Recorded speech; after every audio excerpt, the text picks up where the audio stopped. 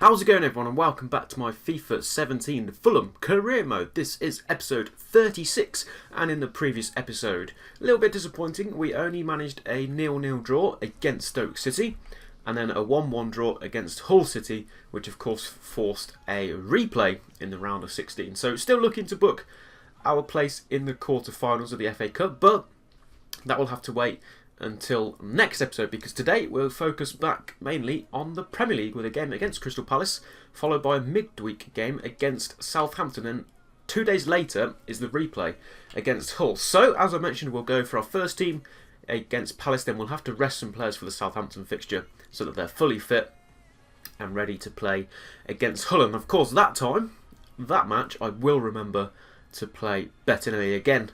My apologies, I was so ready to play him and I still somehow forgot, which is certainly interesting, but that's enough of that. Let's jump in to the first game of the episode. Team lineups will be as it is standard, and I've finally taken Cabano off corner kicks. Been meaning to do it for so long, but I finally do it. So, team lineup is pretty standard. Let's jump into the game.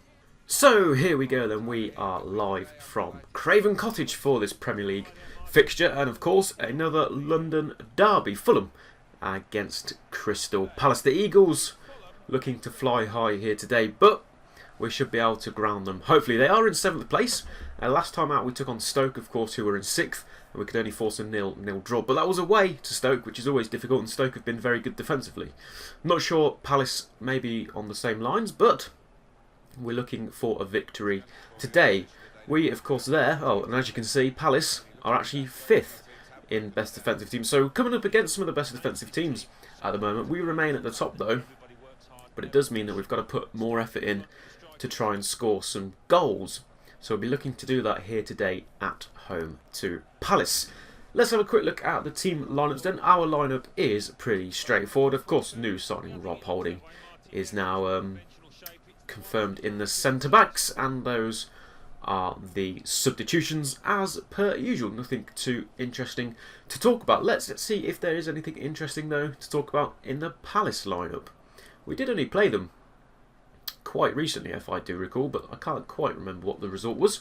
So hopefully we'll get a nudge from maybe Martin Tyler or Alan Smith could remind us of that. Let's have a quick look at the Palace lineup then. Mandanda starts in goal. Ward, Delaney, Tompkins, Soare, Kabai, Paredes, Zaha, Punchin, Akichi and Benteke up front. Hennessy, Kelly, Vass, Drummich, Friars, Diaz and Babacar on the bench. So quite a strong lineup by Crystal Palace. Mandanda, of course, a very good goalkeeper. Wilfried Zaha full of pace, and Benteke big and good in front of goal. So certainly it could be an interesting matchup today as Lansbury and Kenny link up, and Aluko fires it into Hozabed, who will hit that first time. Rebounds off the crossbar. He put some power on that, and unfortunately in the end the deflection goes out for a goal kick. So cracking strike here inside 10 minutes. We'll have another look at that. It's beaten Mandanda, but unfortunately just got a little bit too much of a height on it, and it fires against the crossbar. Still 0-0 here then after 10 minutes. Great interception by Cabano. Hozabed, is Aluko going to make a run? He is. Has Aluko got the pace? He's into the box though, and Aluko is not going to be missing those one-on-one in front of goal. We've said time after time that he's not had a best goal scoring season in the Premier League, but a fantastic assist from Hozabed. He was very hesitant about making the run, but he does just have that pace over the Crystal Palace defenders, and from a tight angle as well. He's done well to squeeze it in there, but he's fired us into the lead here. Fully deserved inside the first 15 minutes. I think it is about 12 or 13 minutes on the clock there, and Sone Aluko nets home for one of his first goals in quite some time. He just pops up every now and again with a goal, and that's only his 4th in the Premier League this season, but it's our first in this game and we're ahead. And here is Zaha. Good passing move by Palace so far. Great defending by Odoi. Forces a corner kick though. Blocks the cross of Zaha. Akichi to take the corner. First real attack here for Palace. It's into the back post, holding away, and away to Punchin. We conceded a very similar goal like that against Hull in that FA Cup game where Ryan Mason equalised, and it was Rob Holding again there. A little bit concerned about this, but I don't think it was from a corner. I think it was from a cross against Hull. Rob Holding headed it straight to Mason, who wasn't being marked, and he equalised. And this time from a corner kick, Holding heads it away to Punchin, who's not been equalised. It's a fantastic finish by Punchin, don't get me wrong, but not the best of defendings there by Fulham. And Palace are level here at Craven Cottage, 1-1. Off it here, and Aluko just gives it straight back to them though, really. Couldn't do anything with that chance. And I think as Akichi brings this one away, and indeed he does as he passes it back to Zaha. Referee blows for half time. So Hozabed hit the crossbar early on, and then Aluko capitalised on a chance to put us in front. But instantly, from a corner kick, Crystal Palace were able to equalise through Punchin. And in at half time then, it's Fulham 1, Crystal Palace 1. Well, I did forget to check the other half time scores there. There was a couple of games going on, but we'll have to review those at the end of the second half. No substitutions made by either side yet. Will either side be able to find a breakthrough in this game? So far it has been a pretty even game. I'd have said though we have had the better opportunities, although Benteke fires it straight at Kabai, which is fine for us. Kenny just looking for a little bit of space, and Lansbury has that space, and Lansbury finally pops it with a goal. It's not been the best season for him since signing him on a free transfer from Nottingham Forest at the start of the season. But he's finally done something noticeable, and he's given Fulham the lead here. A fantastic strike from Lansbury. That's exactly what we're looking for in those midfielder roles. It's what Parker and McDonald do so often from those positions, and Lansbury, we were really hoping could fill the boots as well. And this time, he just managed to get the space over onto his right foot and fires that one home. It's a fantastic strike by Lansbury. Mandanda's got no chance there, really. And Lansbury has fired us into the lead here. It's 2-1. And roars around the stands there as the stadium announcer announces that Lansbury has scored here, and this should give us full of confidence. We've got to defend this lead now though this time, and let's not let it slip again. And let's see what Palace can come up with to counter-attack us this time round. Will they be able to find an equaliser again? This is a nice ball. Here is Benteke. It's going to be difficult to deal with. He's actually run into some space here. Benteke! And fortunately, Palace did almost do it again. But this time Benteke just drags the shot wide. Did well there to create the space for himself. Unfortunately, just wide of the post. So many interceptions. And here's Bunuel. And he's got support by Aluko. And Aluko just tried to sort of flick it in. Just trying to sort of stab it round the corner and to beat Mandanda. But good stretch by Mandanda. Great play by Bunuel there.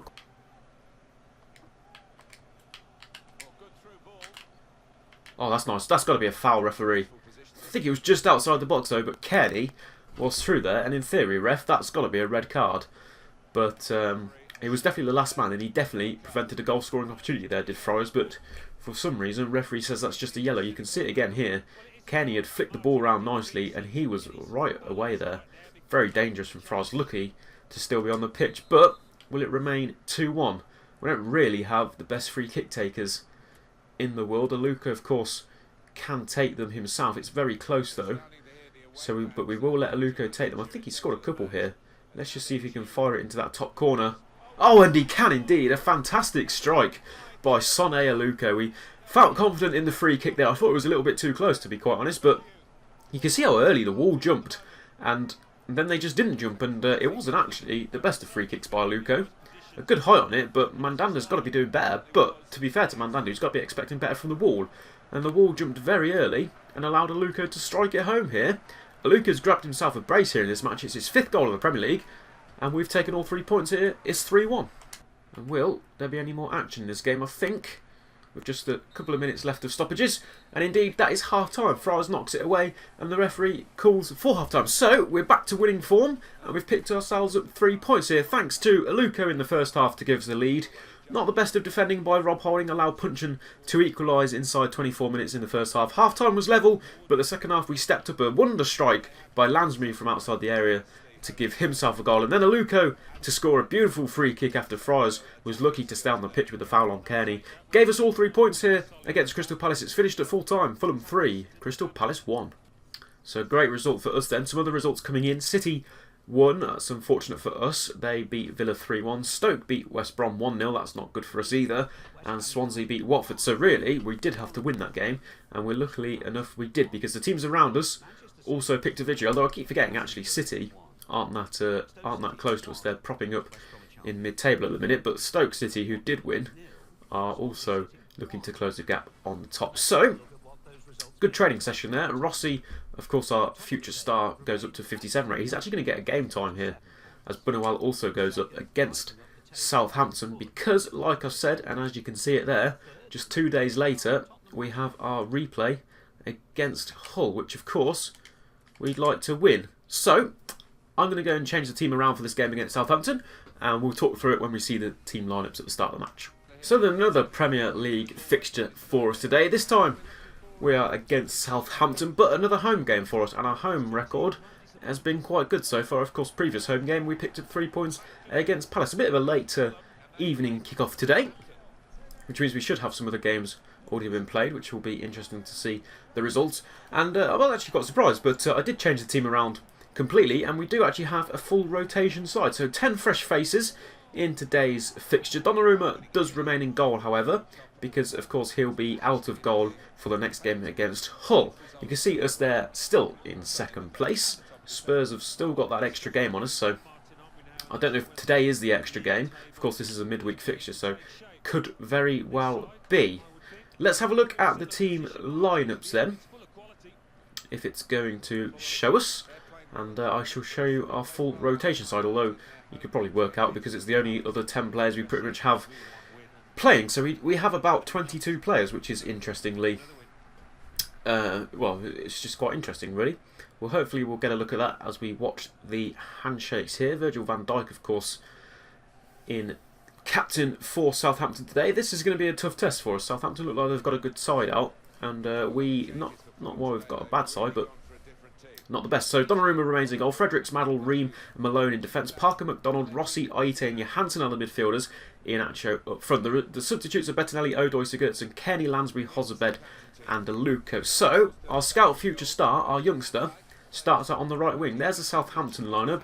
As you can see, they have gone with a very strong lineup. Up front, Charlie Austin, Connor Wickham on the bench, Maya Yoshida as well. It's not the strongest of benches. Of course, we do have our strong bench. Not looking to use too many of those players. Craig Pawson, the man in charge, because 2 days' time we want them to be fully fit for the game against Hull. So what will be interesting is the number 9 here, Rossi, in his first professional football match. The youngster, only 16 years of age. We shall see how he gets on. And of course Fredericks here, playing right back. Last time he played, he popped himself a goal, so we'll definitely be looking for him to do that again. Here's Hector Herrera. It's into the box for Charlie Austin. Oh, and a big save by Donnarumma. I thought that was 1-0 Southampton then, but a big save. Unfortunately, it landed at the feet of our defender, Fredericks. And Fredericks did well. Well, he didn't really have much say in where it went off his foot because it was hit so hard at him, but fortunately it went out for a corner, and we've given a penalty here for what appears to be a handball in the box by Aite. A little bit silly there, really, but we've had so many of them over the past 2 seasons, and we have to give some now and again. Charlie Austin it is who steps up. Will he give Southampton the lead? We're usually quite good at saving penalties. Oh wow, it has gone in. It's actually gone down as an own goal, believe it or not. It's come off the back of Donnarumma. How unfortunate is that? It's hit the post. Yeah, it hadn't gone in, and just how Donnarumma dived there, it rolled across the line, came up off his back. Donnarumma's conceded an own goal here, but it's really a Charlie Austin penalty that's put Southampton in front. Nothing you could have done about that. Got to go forward here with it. Here's Aite. Good run made by Parker, and we found him. And Scott Parker to equalise! Oh, and he does equalise!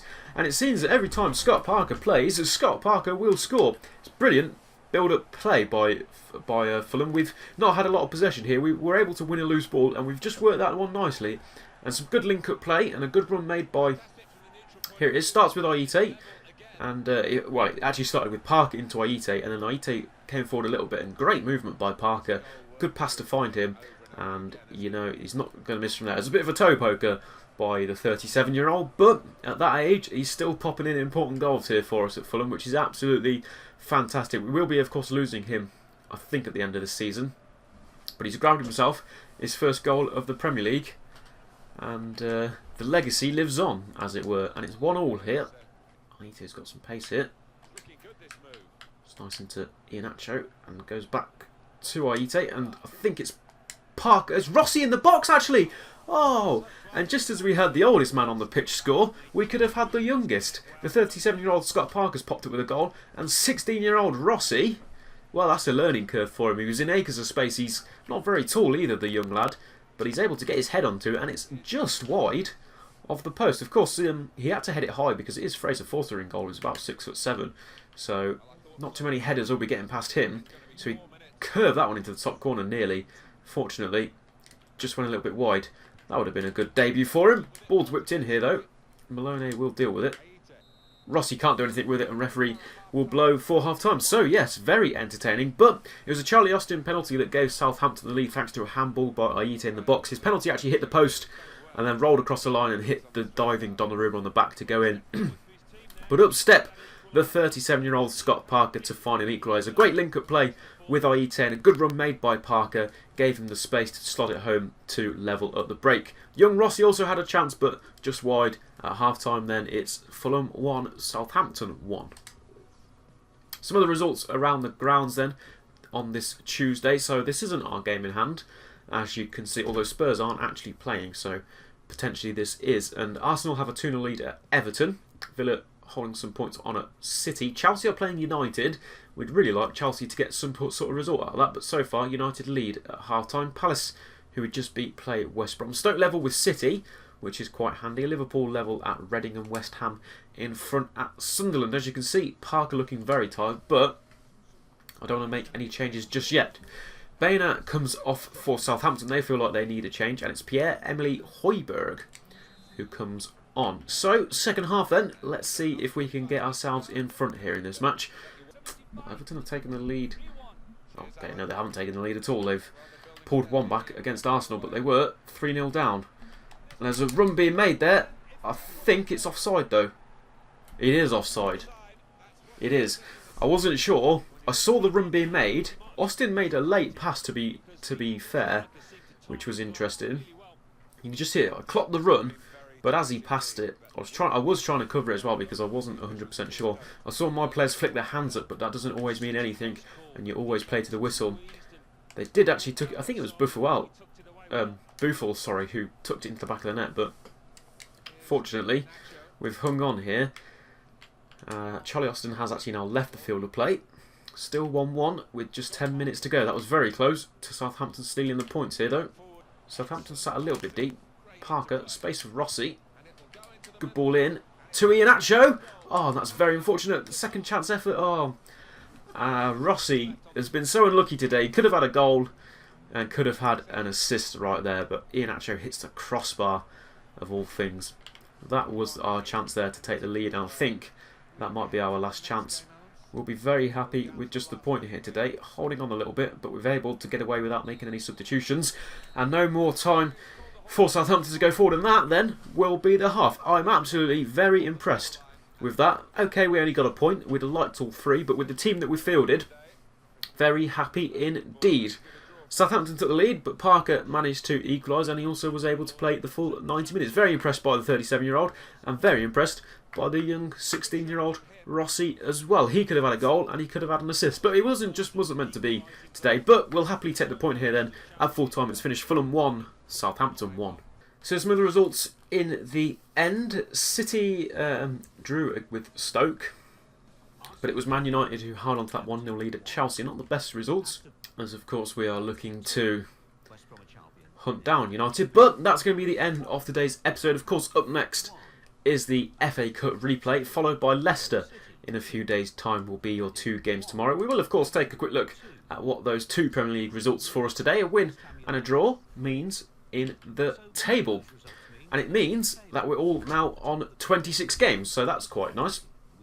And United remain 3 points clear at the top. We are level with them on goal difference. We've still got the best defensive record, but thanks to the couple of goals we conceded in today's episode, United have closed that down. They've conceded one more, but they've also scored one more, which means we're level. So it's very, very tight and just ahead by, of course, that one win, whereas we got that extra loss. Arsenal up into third place, kind of out of nowhere.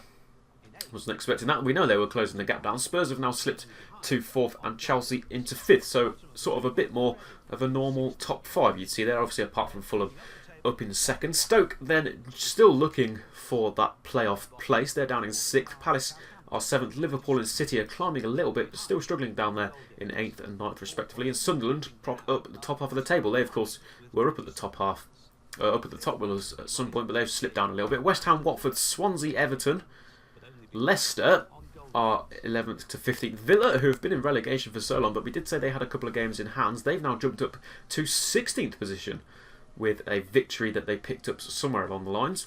They've jumped ahead of West Brom, who are now on the cusp of relegation. In fact, just out of it on goal difference to Southampton. Burnley there then in 19th. And Reading, who had a few games in hands on Burnley, looks like they couldn't capitalise and still struggling with just the 3 wins and 16 points. But that will be the end of today's episode. Thank you guys so much for watching. If you did enjoy, please do drop a like on the video. Why not subscribe as well if you're new around here. And until next time, goodbye.